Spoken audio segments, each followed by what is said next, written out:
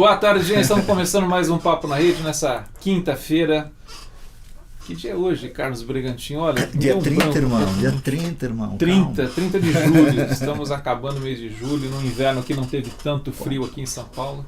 Essa tarde a gente tem o prazer de ter conosco aqui Wagner Molina, que é coach, trabalha com formação de liderança e é o camarada que trouxe a história do livro que foi lançado em 2004 no Brasil, Monge Executivo para o Teatro. Né? Trabalhou na produção e são 7 anos já. 7 anos rodando o Brasil com essa peça. Deixa eu perguntar de imediato assim, o livro quando chegou em 2004 e quando você teve contato com a história, o que mais te chamou a atenção nessa história que no Brasil recebeu o nome de um monge executivo? Bom, primeiro que quando eu li o livro, a primeira vez que foi em 2006. Ele foi lançado em 2004. O livro em inglês, ele foi lançado quando lá? Ele já tinha sido há 7 anos, em já? 98. Em 98. Ok, ele chegou aqui. O Sextante trouxe para o Brasil em 2004. Traduzido com esse título. Isso. O título original em inglês é The Servant. A Sextante mudou para o Monge Executivo, que foi o lado assim, bem feliz da história. Então, esse espaço, né, eu estava num momento assim de transição. Eu estava passando por uma carreira já de palestrante, treinador, etc. E eu olhei e falei, puta, não aguento mais me assistir, eu preciso fazer alguma coisa. Eu tinha acabado de fazer um curso de teatro. Eu fiz um curso de teatro, isso começou a melhorar. Aí eu criei um grupo de teatro. Só que esse grupo de teatro era para trabalhar as minhas palestras, os meus treinamentos. Então hoje, por exemplo, quando eu tenho algum trabalho, em cima, num treinamento, eu crio uma trama, aí dou para o dramaturgo escreve uma história, e eu passo isso, eu crio uma peça de teatro, e essa peça de teatro é apresentada em várias partes durante o meu treinamento. Então o treinamento é totalmente ilustrado através da peça. Então eu estava exatamente começando a fazer tudo isso. Foi quando eu li o livro. Então o primeiro impacto que eu tive do livro, foi, puxa, isso aqui dá uma belíssima peça de teatro. Mas a minha cabeça naquele momento estava na questão financeira. Eu olhei aquilo e falei, isso aqui vai dar uma bela de teatro. Ele já estava sendo construído, já era um best-seller. Quando você fala da questão financeira, o quê? O investimento que você tinha que fazer ou o seu momento financeiro? Não, o investimento que eu teria que fazer e ganhar com isso. O ganho mesmo que eu teria. Oportunidade de trabalho. A oportunidade de negócio. Eu olhei como uma oportunidade de negócio. Ponto.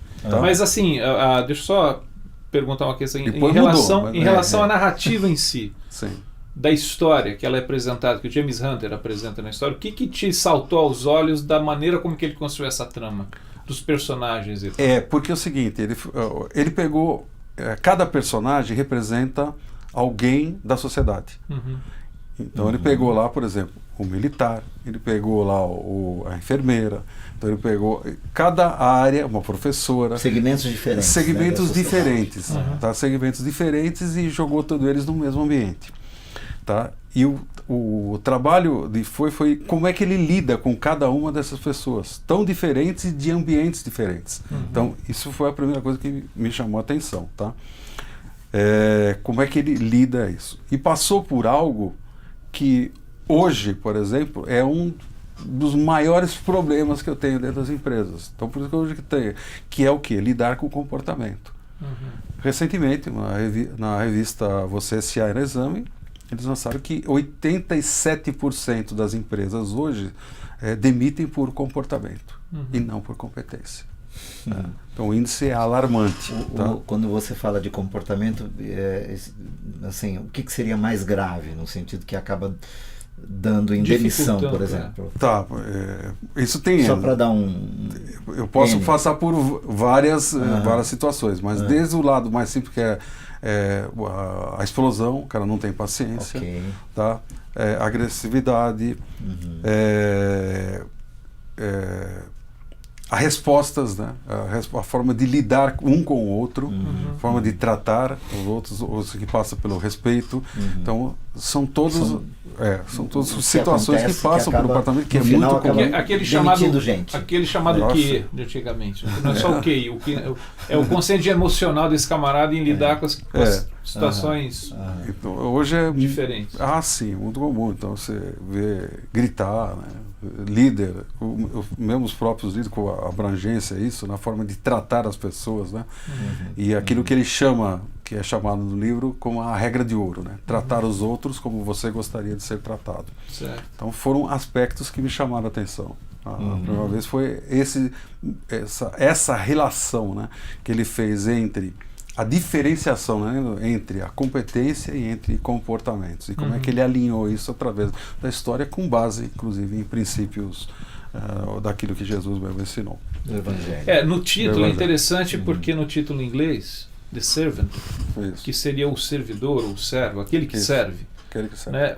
Eu acho que, de fato, a Sextante, ela, na forma como ela traduziu, ela foi muito feliz porque ela trouxe no próprio título uma realidade que é assim, porque o protagonista é o executivo, é esse camarada que chega, que está numa crise existencial, com uma série de questões da sua vida para tratar, e esse segundo personagem que é o monge. E de certa maneira a gente tem essa figura do mundo corporativo e uma figura da chamada espiritualidade, e que no livro ele traz um contexto de uma espiritualidade cristã. Né?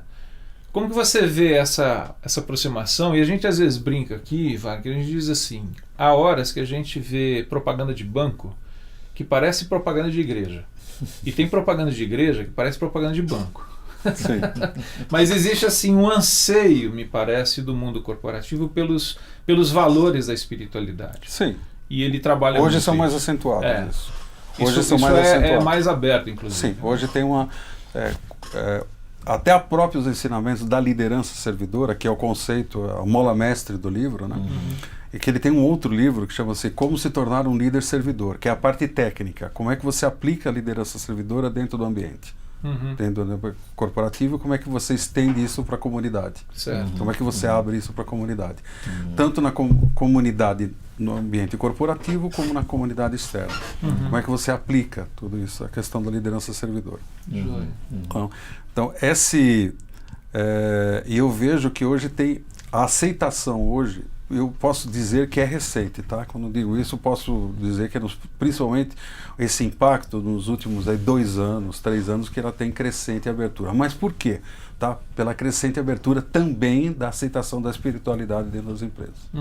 Tá? Isso é uma realidade. É uma realidade. Verdade, né? Isso é uma realidade porque, como eu falei, eu lido, eu estou lá, eu vejo as perguntas que os RHs, que os diretores, presidentes da empresa estão olhando querendo melhor mais clareza cuidado. Disso. Mais na verdade, provavelmente pelo que a engrenagem corporativa provocou, que na minha opinião é uma desumanização, né? A coisa ficou desalmada. A espiritualidade de algum modo traz de volta esse oxigênio de vida, né, para dentro do processo. Leva em conta também o seguinte, que hoje nós estamos numa sociedade que a gente perdeu os valores. Nós perdemos as referências, né? Então, você poder olhar, na nossa história, né, se eu for construir a minha história olhando, eu posso citar exemplos, tá, de pessoas que foram referência para a minha vida e que me ajudou a crescer no meu desenvolvimento, etc. Hoje se falta isso. Hoje é difícil você olhar para o ambiente de hoje e olhar e dizer, puxa, qual é a sua referência? Falta. Por quê? Porque se perdeu os valores. Tá? E é isso que eu vejo de bom no livro. Por isso que ele não sai nas 600 semanas que está aí dos anos, ele não sai entre os mais vendidos. Por quê? Porque isso resgata os valores. O livro resgata esses valores. Quando ele fala, por exemplo, dos comportamentos, que ele fala sobre paciência, respeito, todos eles, a lista dos 9 comportamentos básicos que ele fala, tudo isso nada mais do que o resgate desses valores. Tá? Ele apresenta isso de uma forma muito clara e eu diria que é o que causa impacto. Aliás, se eu for relatar o que já teve de impacto de presidentes de empresa, desde presidentes até as pessoas mais simples, em comunidades, o que for, o impacto que isso causa, não tenha dúvida que é. Por quê? Por causa disso, porque ele resgata os valores. Ele trata das coisas básicas, incluindo os nossos valores. Certa vez eu estava na frente de um grande presidente de uma empresa. Esse grupo foi adquirido, posso até dizer, o grupo que é o grupo Sansil. E esse presidente eu estava apresentando no início do projeto e tal, ouvindo, porque eu tinha até um conhecimento, podia dizer que eu conhecia ele, meu amigo, então eu fui ouvi-lo. Falei, olha, apresentei para ele, e ele falou para mim assim, pô, Wagner, você há de convir que tudo que o monge executivo apresenta são as coisas básicas de liderança. Eu falei, é verdade, você tem total razão. Aquilo que apresenta são as coisas básicas.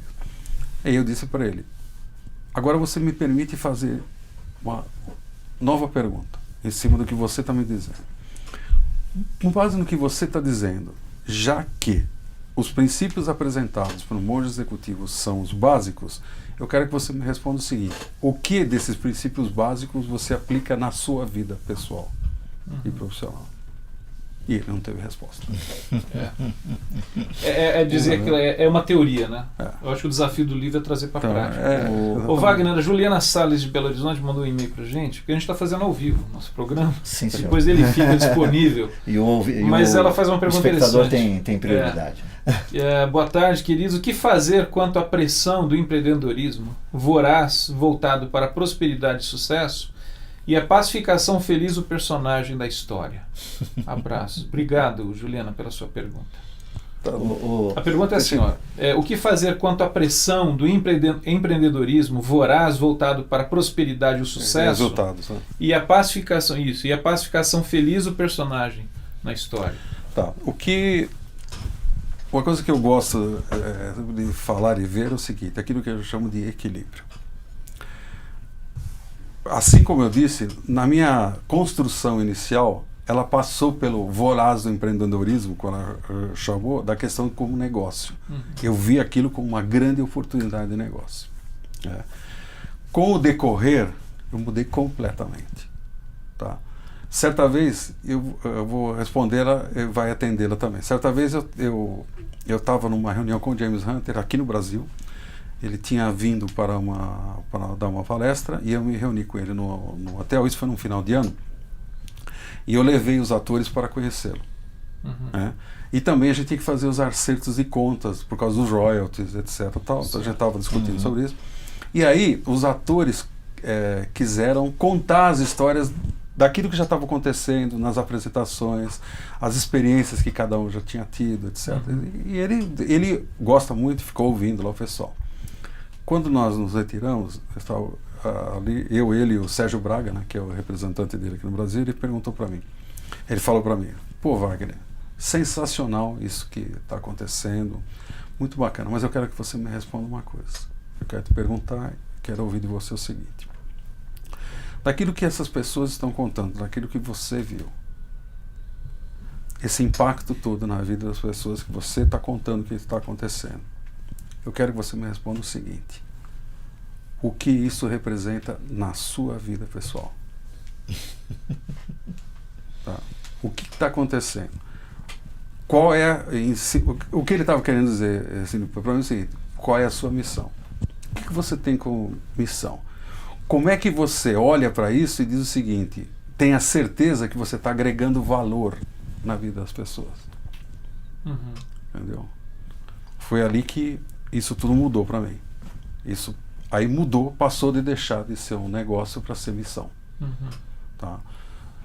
Não que tudo isso eu não tenho a maior parte, mas mudou, o conceito de ser aquilo só próspero, tá? Mudou completamente. E passei a minha cabeça, minha missão passou a ser agregar valor na vida e no coração das pessoas. Ou seja, ultrapassou a ideia de que era só business. Completamente. Completamente. Então, quando eu falo, respondendo da questão deste equilíbrio, eu vejo o seguinte, a busca voraz por resultados, pela prosperidade, existe mesmo e eu vejo todos os dias isso. Tá? É mercado, né? Mercado e cada vez mais a pressão é grande. Cada vez mais a pressão. Vão para cima mesmo. Tá? Mas, por outro lado, eu já vejo também o seguinte, apesar de toda essa pressão, todo esse desespero, tudo, e muitas vezes, né, atropelando, né, faz esse atropelo geral em cima dos colaboradores, etc. Hoje já existe a abertura para olhar o lado mais humano. Existe o lado já da abertura, cabeça do presidente, do diretor, dos gerentes, dos gestores, tem uma abertura já para isso. É ainda aquilo que eu vejo como necessário? Não, ainda não é, mas nós estamos passando por isso. Tá? Eu acho que dá para a gente começar a pensar na construção do modelo do líder do século XXI, do XXII, o que vai acontecer nessa transição. Por quê? Porque essa transição que agora, apesar de a gente ter perdido os valores, mas eles estão começando a olhar que a gente precisa resgatar isso. Nós precisamos resgatar. E não tem como outra forma a gente resgatar, e a gente olha para o quadro e como a gente resgata esses valores que o próprio Jesus ensinou. Não tem como ser diferente. O Wagner, agora há pouco, antes da gente começar o programa, nós estávamos iniciando uma conversa sobre resultado, né? Pensando em quando o livro chegou, quando você colocou a peça em cartaz, esse rompimento que houve em você mesmo, Sim. como uma espécie de divisor de águas, né? Pessoal Total. e profissional, né? Antes e depois.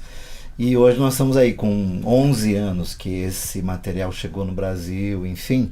Você já vê com nitidez mudanças na vida de empresas, de executivos, de relação entre patrões e empregados, enfim. Você tem dados que podem dizer que isso é um bom caminho a continuar se trilhando, por exemplo? É um bom caminho que vai trilhando, mas ainda isso tá numa crescente, tá? Mas eu ainda acho que está ganhando corpo, está ganhando maturidade. Mas o mais importante é que existe hoje, tá? Existe hoje.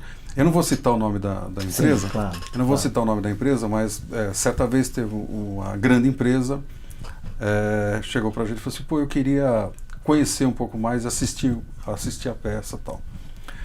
A gente já leu o livro, a gente juntou um grupo dessa grande empresa, pública inclusive, pegou e falou assim: ó, podemos assistir? Podemos assistir. Ó, tem uma equipe de pessoas que vai avaliar, que a gente quer ver. Legal. Aí não me lembro se foram 5 gestores, cada divisão, para avaliar a peça, etc. Tá bom. Aí eles foram assistir. Quando retornou, em contato com eles falaram assim: pô, cara, sabe o que acontece?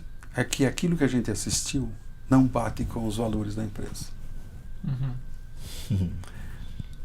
E aí eu não disse, aliás, a resposta foi assim, pesada, eu não gostei naquele momento, eu confesso que eu fiquei meio invocado com aquilo, mas eu não entrei nos detalhes, eu me contive e fiquei na boa. Mas eu fiquei pensando, se eles todos leram o livro, aquilo que eles assistiram é o livro. Eles não precisavam ter assistido para dizer isso. Sim. Os valores estão lá escritos. Ou eles acharam que a gente ia fazer alguma mágica. Nós vamos, de repente, mudar tudo que está aqui, porque a gente não concorda com nada e vai estar tudo certo. Então tem essas coisas. Então aconteceu isso. Passado alguns anos, essa mesma empresa voltou. Pô, nós precisamos ver, não sei o que, tal. Não, porque agora isso aqui é diferente, porque agora a gente se enquadra. Eu aí fiquei mais ainda, falei, pô, como é que a diferença de 5, 6 anos atrás não tinha nada a ver com a empresa e passou esses anos, agora tem. Então, é interessante. Você acha que alguma coisa germinou? Alguma coisa aconteceu. Você acha que, em princípio, que foi o que me acometeu na época, e na época nós já vínhamos lidando com isso, mais no aspecto do mundo que hoje eu chamo de mercado religioso, né? Porque o mercado religioso importou para dentro de si os valores do mercado secular. Sim. E nós estávamos lidando com isso. Mas quando eu li, por exemplo, assim, deu aquela ideia de isso aqui é uma proposta muito romântica para um mundo desumano como é o mundo corporativo. Sim. E talvez a resposta desses executivos de que não tinha a ver com os valores, porque não tinha mesmo. Na verdade, eles leram o livro romanticamente, mas no dia a dia, já que a peça, eu imagino, ela traduz no palco o que deve ser o dia a dia deles, eles dizem, não, isso aqui não vai bater com a gente. Eu posso dizer que é impossível você não olhar para algum personagem e não se identificar com ele. Não tem como. E os valores deles eram mais de esmagar a alma, né, do que preservar a alma. Que né? isso tem, aí, ainda é comum. Que é comum. Que tem. Né? Mas eu vejo que a abertura, aquilo que eu tenho hoje como procura, mesmo no material que eu produzo, que eu vou falo nas empresas, falo online, então que tudo quanto existe abertura para isso. Sim. Entendeu? Ô Wagner, você tem falado do como que é? O líder que serve. Sim. É um conceito. O que é exatamente esse conceito de uma liderança que serve? E quais são características principais desse modelo de liderança para um mundo corporativo que necessita de gente que comece a levar a partir de si mesmo, da sua prática pessoal, o exemplo de vida para dentro do contexto corporativo, para, vamos dizer assim, trazer oxigênio e água fresca? Tá. Eu vou relatar algo, por exemplo, que eu tive que encarar de frente, tá? E quando eu digo encarar de frente, isso é pesado e é o que eu conduzo, tá? Esses gestores, que é a parte mais difícil, que é olhar para si mesmo. Quando você consegue, isso não é estalou o dedo, de repente tá bom, olhei para mim mesmo, tá tudo certo, mudei isso, mudei aquilo, e não é assim. Existe o processo. Esse processo é dolorido. É dolorido, porque você vai ter que se sujeitar a coisas que... eu uso muito essa palavra por causa do meu trabalho de coach, né? Que são as nossas crenças limitantes, que são aquilo que a gente acreditava, que a gente construiu, veio da nossa história, e com isso, através da nossa história, que muitas vezes veio até dos nossos pais, né? Veio construir a história, passou isso pra gente, a gente carrega isso durante a vida e isso limita em muitas coisas. Tá? Isso significa que acontece com as outras pessoas, não acontece só comigo. Então você olhar para isso e quebrar isso é difícil. É um processo de construção. Tá? Então um problema diria pesado que acontece, que é o que esse processo de construção passa, quando eu chego para o gestor ou dentro do ambiente lá, corporativo, gestor, diretor, o que seja, como é que ele faz? Toda vez que eu falo, olha, existe um processo de mudança para acontecer assim, assim, assado, a primeira pessoa que ele vai olhar é quem está acima. Então, ele olha para o presidente. Tá? Se ele não consegue ver essa mudança de cima para baixo, você se perde. No nosso Brasil, a exigência ainda é grande no mundo corporativo de baixo para cima. Então por isso que se perde muito, se gasta muito dinheiro com desenvolvimento, com treinamento e para ali. Porque não passa para cima. Não é o contrário. Não há inversão da pirâmide. Você falou que a exigência vem de cima exigindo de baixo. Transformações e mudanças não necessariamente aqui de si mesmo. Eu vou dizer, eu tive uma experiência que eu tive que chegar no presidente da empresa e dizer o seguinte. Desculpa aí, né? Desculpa aí, né? Olha só que situação. Tá? Eu fiz um levantamento, né? Eu fiz um diagnóstico do ambiente e sou obrigado a chegar nele e falar assim, cara, eu sei agora o que está acontecendo na tua empresa. Ele falou, é mesmo? O que está acontecendo? Sei quem é o problema. O problema é você. Imaginei. O problema é você. A sua empresa está assim por sua causa. Então, eu não tenho que trabalhar esses caras. Eu quero saber se você quer. Se você quer, eu começo por você. Entendeu?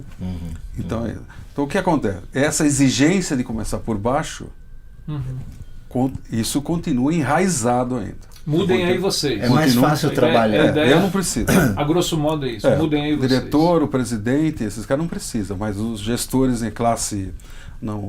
os gestores médios, operacional, nível médio da empresa, precisam mudar. É mais fácil mexer e mudar uma liderança dessas empresas chamadas familiares ou de uma multinacional que a turma é... A familiar. Fácil. Quebrar o ambiente familiar é complicado. Essas são as mais complicadas. São as mais complicadas. E no Brasil ainda nós temos muitas empresas que funcionam nessa base, né? Principalmente pequenas, né? Pequenas e Sim. médias empresas têm bastante. Então isso é uma coisa que eu queria, até essa coisa das pequenas, porque embora a mídia foque nas grandes empresas, mas a nossa economia ela é movida pelas pequenas. por pequenas e médias empresas. Tá, né? N trabalhos que eu já fiz para o Sebrae, em conjunto com ele o Sebrae, mostra isso claramente. Mas há um interesse das pequenas e médias empresas nesse tipo de abordagem, de ajuda de líder serva? Passa pelo mesmo problema. Hoje tem a clareza melhor, a abertura melhor para se colocar algo dessa formação de liderança do líder que serve. Tá? Mas a raiz começa pelo meu lugar. Eu só consigo colocar a partir de quem está em cima. Do quem manda. Se eu chego lá pro dono da empresa, lá mesmo que seja pequena, que tenha meia dúzia de colaboradores, eles olham pro cara e falam, pô, eu não quero esse cara perto de mim. Eu falo, então, peraí, eu tenho um problema. Você tem um problema. E também tem o contrário, né? Tem aquela situação do seguinte, vamos pegar um exemplo familiar. Que tem a empresa que já tem, sei lá, 30, 40 anos, né? Pequena, tal, cresceu como familiar, mas a geração agora não quer nem chegar perto. Tá? Não quer nem chegar perto do pai, não quer saber. Não quer saber. E tem aquelas também o seguinte, que estão tão enraizadas, né, em tudo aquilo, que para você quebrar isso, chegar quase que impossível. Por quê? Porque são amputações, quase, na verdade, né? Mas assim, quem que te contrata dessas empresas, seja uma pequena, média, grande, quem contrata você para um trabalho tanto de apresentação da peça ou do treinamento ou do trabalho de coach? Normalmente é o RH. Normalmente é o RH. Normalmente é o RH. Entendi. Agora, o que acontece também, eu vou pegar o exemplo da semana, o RH me chama, tá? E aí eu vou para o presidente e para o diretor. Ele me chama, mas o papo mesmo, no final acaba sendo lá. Acaba sendo com esse gestor. Mas o RH, eles que chamam, mesmo para contratar peça, ou esses trabalhos de coach, RH. Entendi. O Wagner, o Carlos comentou sobre essa questão da forma como que o mercado ele absorve ou tenta absorver tudo que está no entorno dele e fazer dessas coisas que ele absorve dinheiro, né? Acho que na realidade o mundo corporativo ele acaba sofrendo por conta dessa engrenagem, das engrenagens do mercado.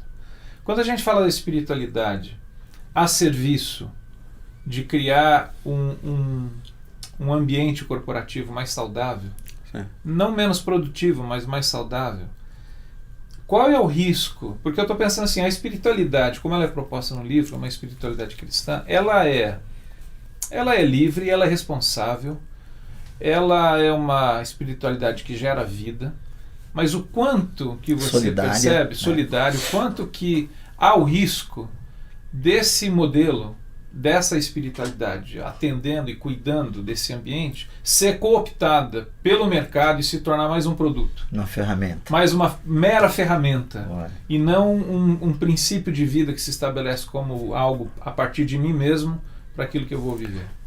Ou o perigo da empresa falir, por exemplo, fica tudo muito, muito crente, né? Fica muito espiritual. Não, de repente o negócio não rola. Isso é outro extremo, mas às vezes eu fico pensando, outro extremo. Mas esses dois lados. Porque aí é a espiritualidade que engoliu os aspectos da empresa. A razão de ser de uma Exatamente. empresa. Né? Então, eu vou dizer um exemplo. Olha, nós particularmente eu coloquei uma regra. Eu não apresento a peça para a igreja.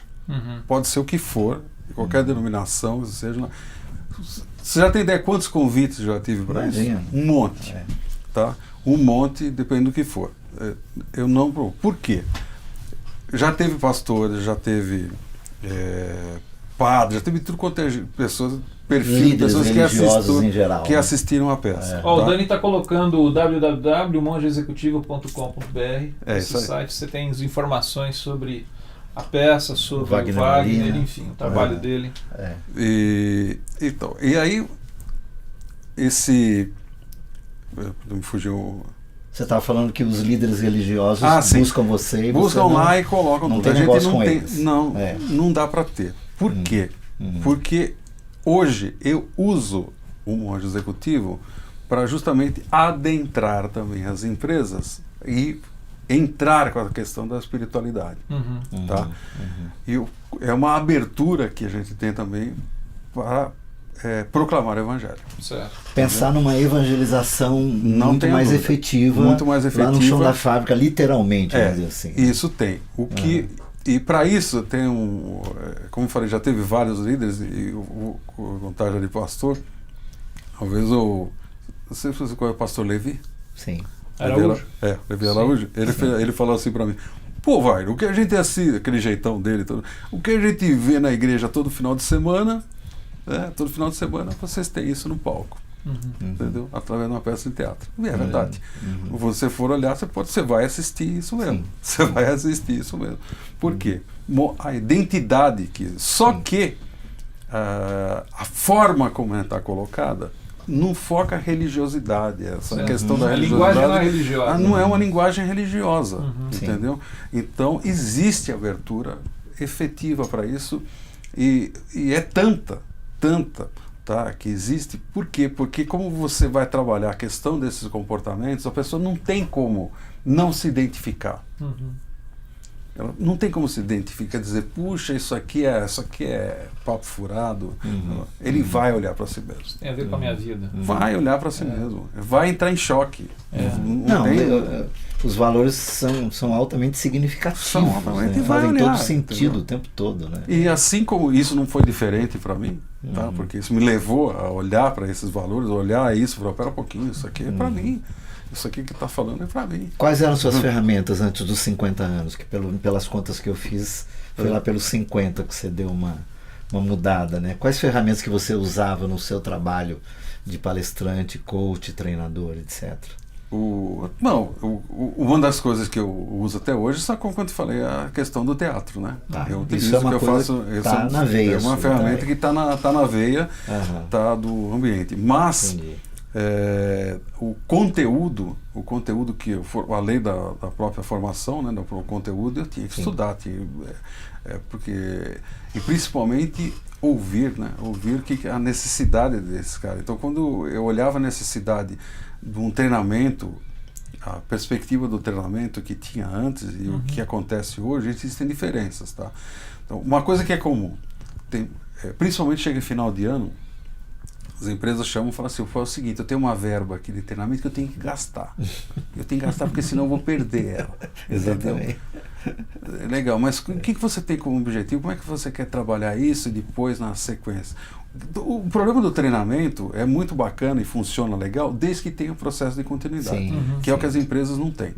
RH não acabativa, tem. Né? Tem iniciativa, não tem acabativa. Eu vou lá, uso a verba, legal. Qual é a sua perspectiva para depois? Como é que você vai acompanhar o resultado? Como é que você vai medir? E eu faço todo esse trabalho. Mas eu vejo que também tem empresa que não coloca para frente. Não coloca e você acaba... É o evento perdendo. do final do ano, né? E ponto, né? Entendi. Wagner, nosso tempo passou, mas foi muito bom ter você aqui. Queria agradecer você. José Grilo, você que está aí com o Daniel Choi na sala técnica, você O Fernando trouxe para nós o Wagner Molina. Prazer estar com você. Eu acho que o Wagner tinha que voltar aqui para a gente falar um pouco, não só do monge executivo, mas falar dessa transversalidade, né, que existe entre o mundo religioso e o mundo chamado secular. Dá para falar. Porque há uma transversalidade que ainda é fantasma para muita gente, assusta muita gente, os lados, né? E há hoje, sem dúvida alguma, um diálogo, né, entre essas engrenagens, né? E eu acho que essa é uma proposta do Evangelho, inclusive. Né? Exato.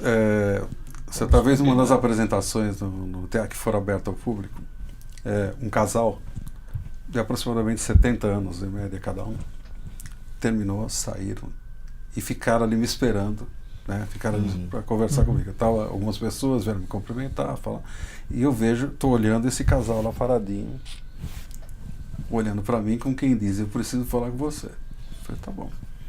olhei, atendi. Aí eu saí, chamei, me apresentei. E esse casal disse para mim, nós te esperamos agora para te dizer o seguinte, para te agradecer. Muito obrigado por aquilo que você fez e está apresentando agora. E eu não me lembro quantos anos ele, mas ele já tinha mais de 50 anos de casado. E aí ele disse o seguinte, uma nova vida começou no nosso casamento hoje. Olha Que legal, isso, né? interessante. Legal. Incrível, né? É. Legal. Você Atirou nunca, pegou no outro. Atirou no que viu, acertou no que não viu, né? Como a gente costuma dizer. Isso pode dizer Que legal. N Legal, vai. histórias da assim, caminhada. mesmo com gestores, tem muito bacana. Legal. Mas Obrigado, é que bom. obrigado por É a ter missão. estado aqui com a gente nesse tempo. Muito bom. Pessoal, próxima quinta, se Deus permitir, a gente está aqui com outro convidado, E outro tema. daqui a algumas horas fica disponível esse programa. Talvez Enfim, pra... em breve. Mas fica voltamos, no- não tem problema. Vamos voltar. Combinamos. Combinamos e Wagner. voltamos. Prazer estar com você. Prazer é todo meu. Abraço, até Tchau, mais. gente. Valeu.